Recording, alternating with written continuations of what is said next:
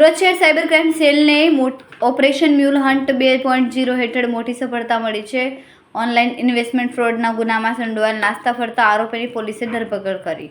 આરોપીઓએ શેર માર્કેટમાં 390% સુધીના નફાની લાલચ આપીને ફરિયાદી પાસેથી લગભગ 5,99,000 રૂપિયા પડાવ્યા હતા. BRAD ફંડ 100 અને BRP ફંડ 104 ગ્રોથ ટુગેધર નામના વોટ્સએપ ગ્રુપ દ્વારા બનાવટી વેબસાઇટ પર વિશ્વાસમાં લઈને ઓનલાઈન ઠગાઈ આચરવામાં આવી હતી.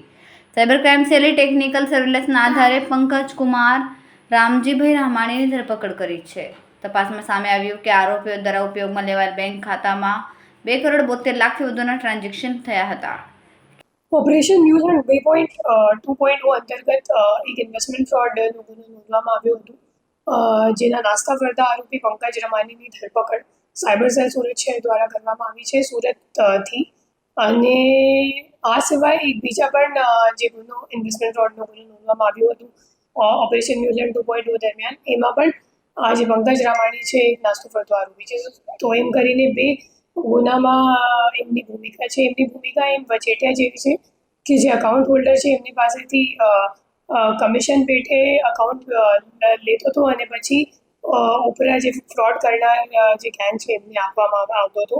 આ જે અકાઉન્ટ આમાં ઇન્વોલ્વ છે, આમાં 2,17,00,000નું ટ્રાન્ઝેક્શન થયું છે અને NCCRB પોર્ટલમાં આ અકાઉન્ટની સામે 37 NCCRB કમ્પ્લેન્ટ્સ આખા દેશમાં નોંધવામાં આવી છે. અને હાલ આ ચેન તો આપણી પૂરી થઈ ગઈ, પણ આ સિવાય આ જે અમાઉન્ટ છે તો એની રિકવરી માટે અમારી પ્રયાસ જે છે ચાલુ છે.